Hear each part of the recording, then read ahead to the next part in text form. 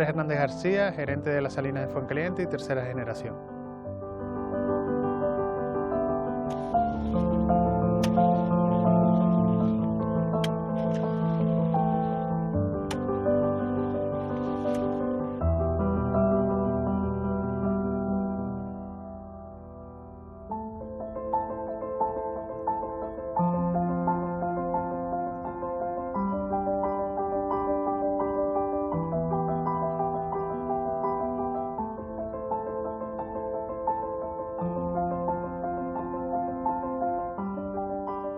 Bueno, estas salinas fue, digamos que, el proyecto tardío de mi abuelo. En este caso, él tenía un sueño que era construir unas salinas en la isla de La Palma. Él se dedicaba a traer sal de otras islas, era comerciante, traía sal de las islas de Gran Canaria, de Lanzarote, y con Lanzarote tenía una estrecha vinculación, más que nada porque mi abuela era de allí, de Aría, de la zona de Aría. Y nada, pues viene con unos amigos hasta esta zona, ve que es una zona idónea para construir una salina. En el año 1967, ya en esa época pues la industria salinera en Canarias estaba desapareciendo, comenzaba el desarrollo turístico de las islas, lo que hacía que las salinas iban desapareciendo para construir complejos turísticos, y también digamos que desapareció la industria conservera, la pesca de berbería, la aparición de las técnicas de frío. Por tanto no era el mejor momento para iniciar este proyecto, pero bueno. Su gen, que era el de la tosudez, pues afloró y hizo que continuara con el proyecto de las salinas de Fuencaliente.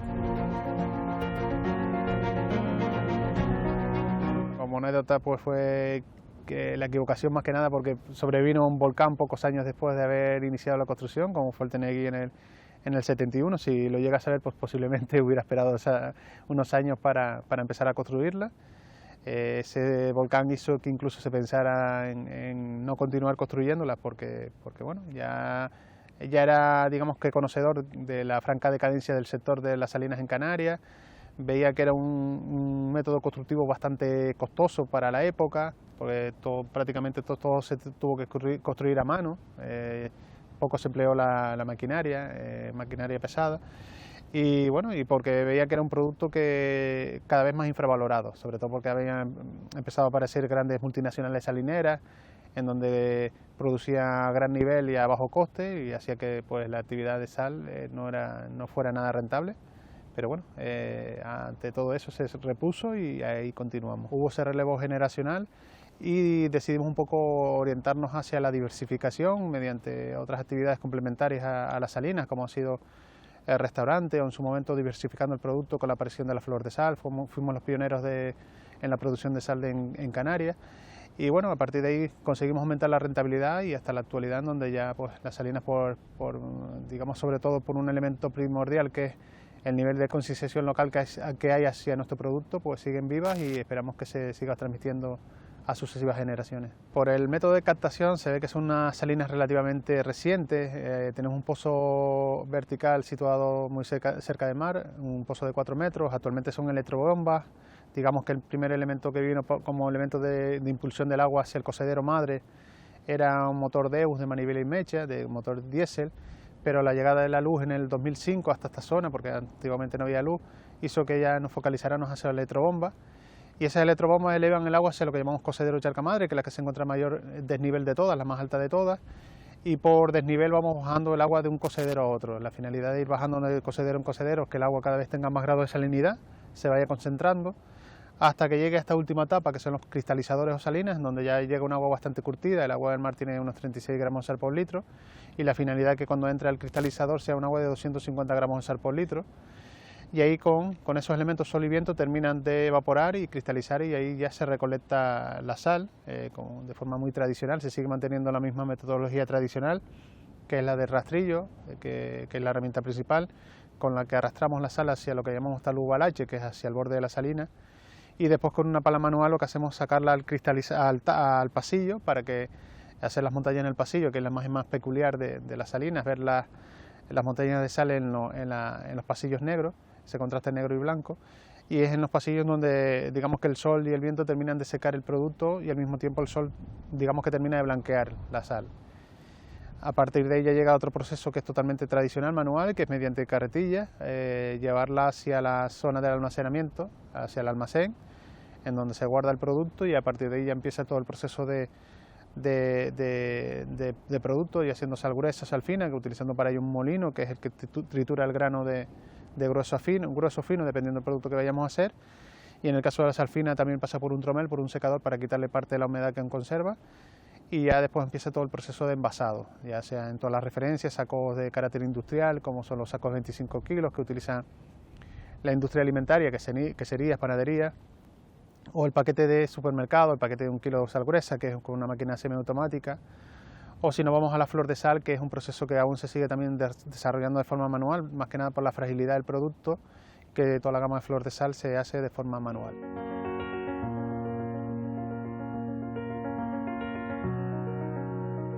La producción media estamos en torno a unas 500 toneladas aproximadamente de sal común, de sal que transformamos en sal gruesa o sal fina, y de flor de sal estamos en torno a unas 10 toneladas anuales.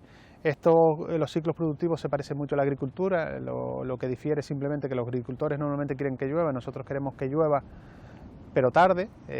Cuanto más tarde en llegar la lluvia, normalmente más se prolongan las cosechas.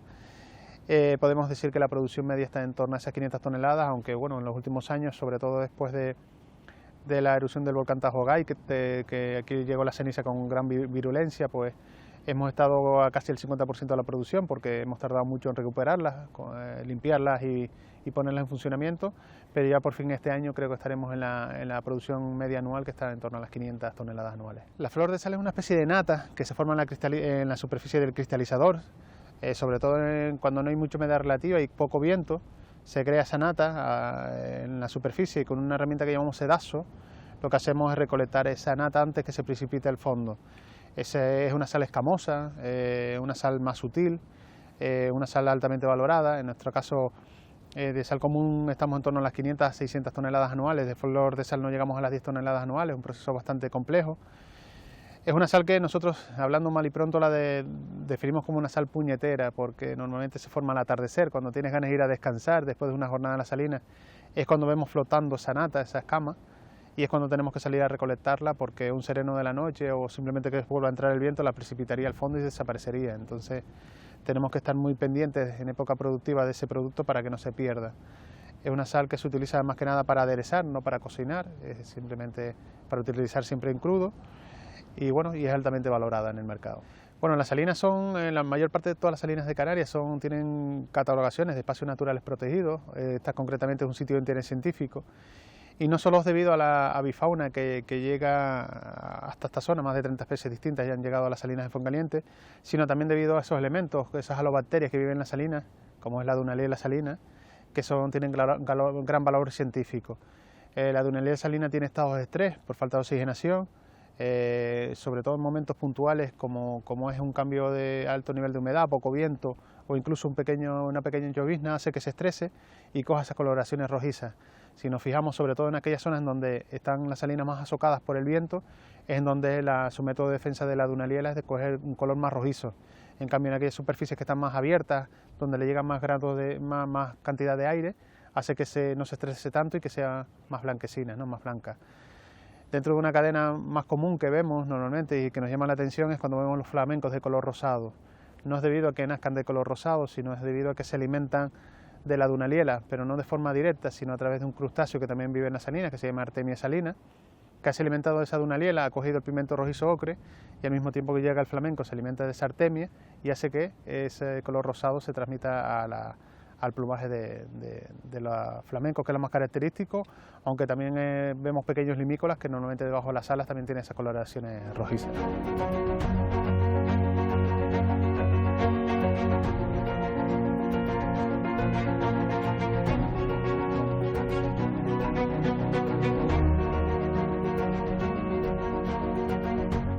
Aquí llegaron en el 2005, si no recuerdo mal, llegaron 5 ejemplares. La verdad que no es una de las islas,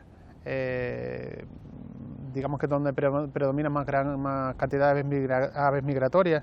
En este caso fue una corriente de aire que los trajo hacia aquí. Estuvieron aquí, de los 5 solo se pudieron recuperar 3, que progresivamente se fueron marchando y han estado. Aquí es común que lleguen algún tarro blanco, algún tarro canelo, pequeños limícolas, pero bueno, son rarezas, sobre todo más que nada debido a la lejanía de sus pasos migratorios, pero normalmente por cualquier cuestión de temporal, pues hace que lleguen hasta aquí, y por eso es una forma de turismo también que llega hasta estas salinas para ver la bifauna. Digamos que el enclave, digamos que conjuga los elementos principales para la producción de sal, que pues agua de mar. En este caso estamos justo en el vértice sur de la isla de La Palma. Si nos damos cuenta, es una zona bastante aislada de cualquier núcleo poblacional, lo que hace que el agua sea bastante pura. Un mar de muchas corrientes, donde el agua continuamente está rotando, por eso la materia prima con la que utilizamos para la producción de sal es excepcional, vamos, de primera calidad. Y después, sobre todo, conjugan esos dos elementos también principales. Como zona sur tenemos gran cantidad de horas de sol, lo que hace que ayude a la evaporación, y estamos en una de las zonas de mayor potencial eólico, otro elemento principal para la producción de sal. Por tanto, esta zona, digamos que es la idónea para la construcción de salinas. Bueno, la mayor parte de todas las salinas de Canarias se encuentran en la zona sur, porque digamos que conjugan esos tres elementos principales.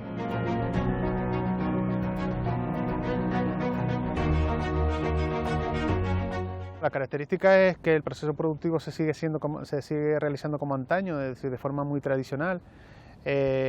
Como comentaba inicialmente, pues sobre todo la procedencia de la materia prima, un agua bastante limpia, lo que hace que todo eso se transforme en el producto sólido, es decir, que la sal sea de gran pureza, y al mismo tiempo pues desarrolla oligoelementos y minerales esenciales, como son rica en magnesio, en calcio, tiene yodo natural.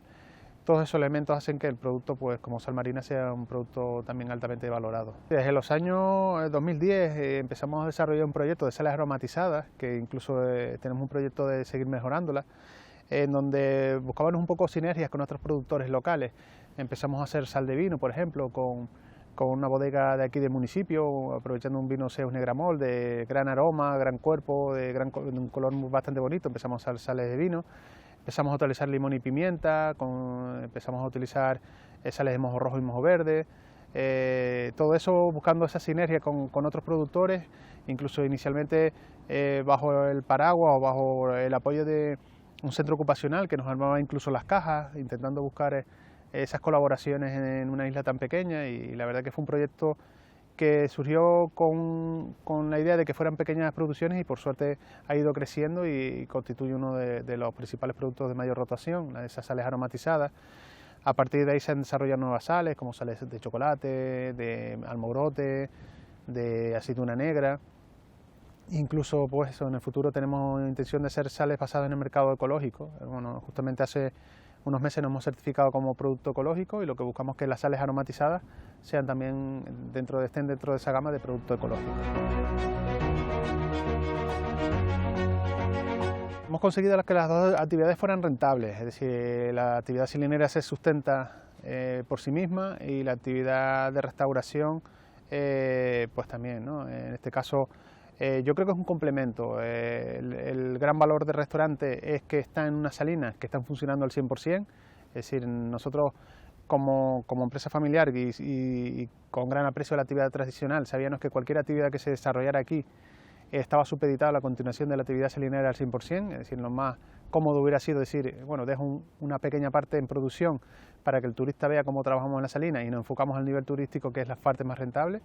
Pero nuestra idea iba siempre a que se continuara funcionando al 100%, y bueno, a nivel de facturación, por supuesto, la actividad turística genera mucho más que la actividad salinera, pero bueno, dentro de todo ello hay que reconocer que por lo menos seguimos teniendo el producto sal que sea totalmente rentable, es decir, la actividad turística no tiene que inyectar en las salinas, ni las salinas tienen que inyectar en la actividad turística. Han habido momentos malos en los últimos años con ambas actividades, como fue el COVID, por ejemplo, o como fue el volcán. Son dos actividades en donde te das cuenta que tener los huevos en la misma cesta a veces es un problema, y bueno, el elemento principal sobre todo fue porque estas salinas tienen un nivel de visita diaria muy importante, y nos había hecho que en su momento tuvimos que renunciar a la exportación, dado el exceso de demanda que había del producto por el visitante de la propia salina. Al desaparecer las visitas a las salinas por el COVID o por el volcán, hizo que pues tuviéramos pequeños excedentes de producción, y que ambas actividades, tanto la turística como la salinera, se vieran tocadas. Por suerte todo se ha ido normalizando, y ya digamos que prácticamente estamos en la misma situación que con anterioridad al año 19. Nuestro mercado principal es el mercado local. Estamos hablando de una producción muy limitada, estamos hablando de 500 toneladas, con un mercado que prácticamente la absorbería todo, el mercado de la isla de La Palma. tenemos una cuota de mercado local bastante importante. Nosotros ciframos que está en torno al 94 o 95% del mercado local. Y tenemos pequeños excedentes que están saliendo a nivel regional y otro pequeño que ha salido al mercado alemán. Por ejemplo, en los años previos al iniciar la actividad turística en el restaurante, el 25% de nuestra facturación era con el mercado alemán, exportábamos al mercado alemán. Y bueno, como comentaba antes, pues ese desarrollo turístico de este entorno hizo que ese 25% no lo pudiéramos exportar, sino lo dedicáramos a venderlo en la propia tienda de La Salina, como elemento, como punto de venta prácticamente principal, ¿no? En vender el producto aquí. Es una forma de exportación, porque era un producto que va en la maleta del turista hacia su destino, y creemos que también es una fórmula de promoción de la propia isla, porque bueno, no solo va en nuestra marca comercial, sino también la procedencia, que es la isla de La Palma. Bueno, en el restaurante queremos que la sal sea protagonista. Muchos de los platos son elaborados utilizando la sal, que sea bastante visual. Incluso la repostería sale, esa sal es aromatizada, un sorbete de fresa con una flor de sal de café, por ejemplo. Ahora mismo tenemos, por ejemplo, una sal de oro. Queremos hacerla partícipe. Y creemos que también como productores locales tenemos que dar ejemplo, y entonces nuestra apuesta es también por el producto local, producto de cercanía. Por ejemplo, el pescado, la mayor parte de nuestro pescado que trabajamos a diario vienen del propio puerto que está próximo a Las Salinas, donde quedan dos o tres pescadores tradicionales. Intentamos en lo máximo posible apostar por el producto local, siempre con las carencias que pueda haber en el mercado local y siempre limitados al lugar en donde estamos. Estamos bastante lejos a nivel de infraestructura de carreteras y demás con el resto de la isla, que a veces hace muy complejo pues tener el ñame de los sauces o otros productos de proximidad, pero intentamos que la apuesta sea prácticamente por producto local.